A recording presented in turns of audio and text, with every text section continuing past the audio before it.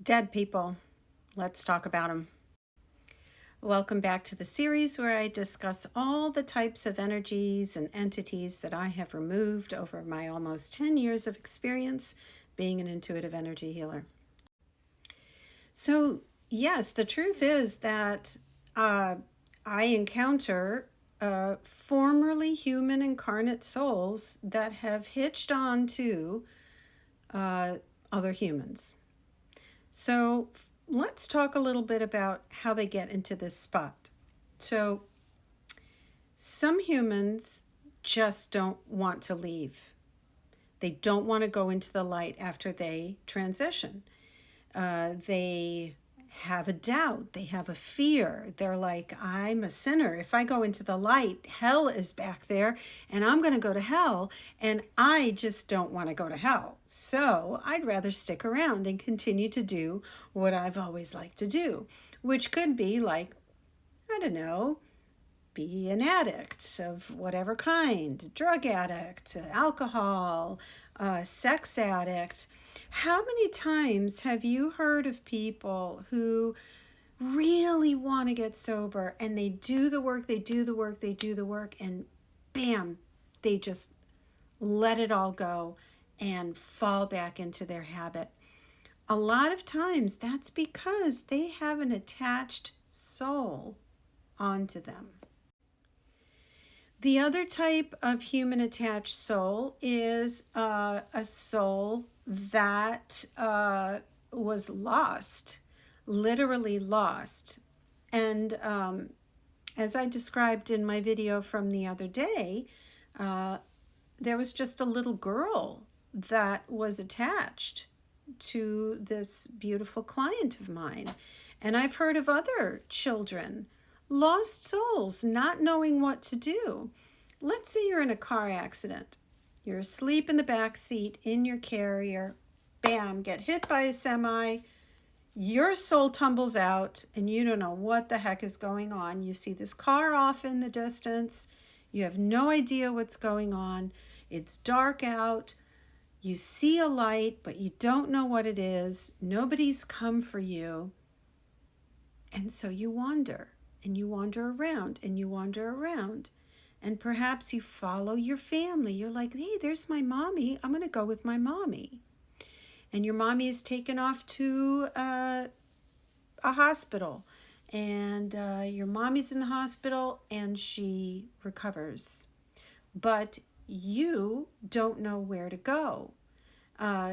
This is just a scenario where lost souls just don't know what to do, don't know where to go. They can often become attached to the physical body of the mom. Okay, they could do that. Or latch on to somebody else.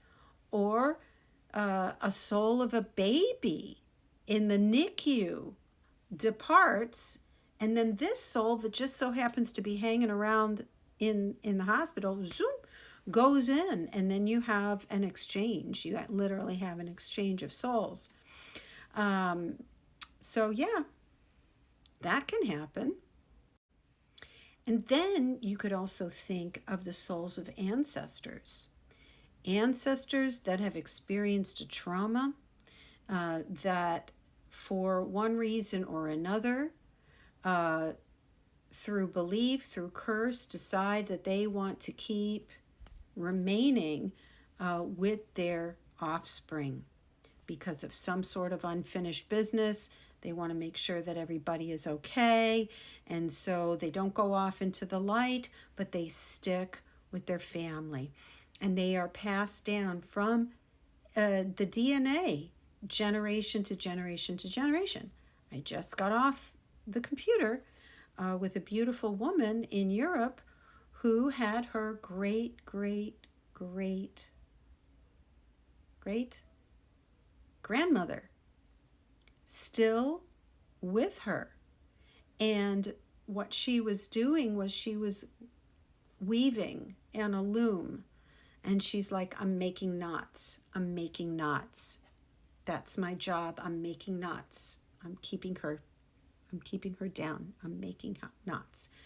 And so this energy attachment, she had seen my video, my first video about the attached energies that I had removed, and she called me and she's like, I think I've got one of those, because my mind started to go a little bit crazy when I heard you say that. I'm paraphrasing totally. She said, but all these thoughts were going through her mind, 1, 2, 3, 4, 5. And she thought of me, and we just did a session, and we released her ancestral energy. And it was really quite a beautiful thing. And there's lots of souls out there that just want to be known. As a matter of fact, in the same session, there were hundreds, I don't know how many souls that were Native American. And they just wanted to make sure people knew that they had this land before it was taken and robbed from them. And he was a chief. She said he was a chief. And I think she said like Chickasaw. I don't know. I was like, Chickasaw? There's a Chickasaw nation. And they just were just very adamant. I want to make sure that you know that this was our land before it was taken over. And I said, well, I am in North America. And they said it was from North America. And I said, well, I am in North America, and I can tell you that our children are being taught that this land belonged to the native tribes, the Native American tribes.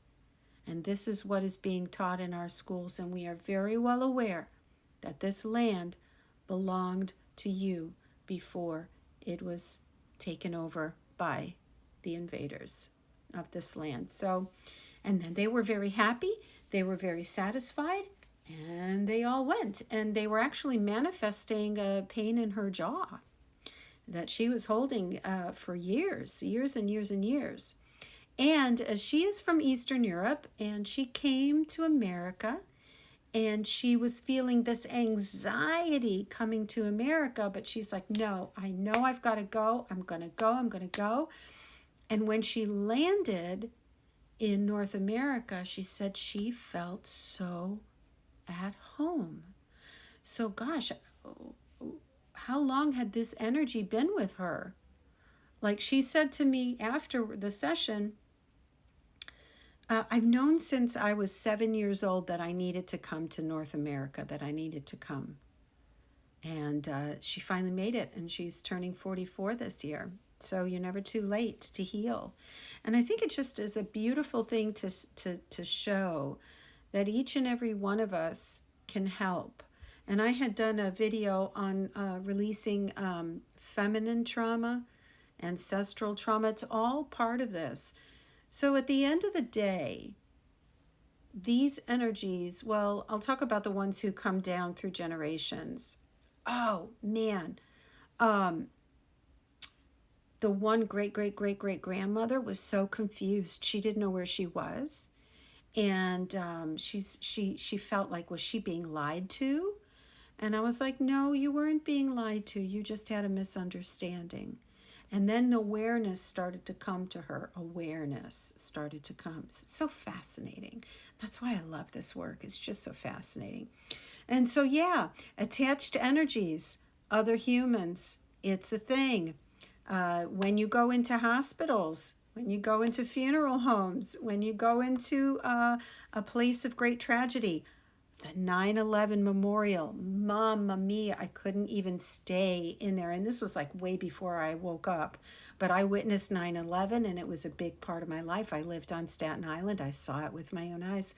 I lived it.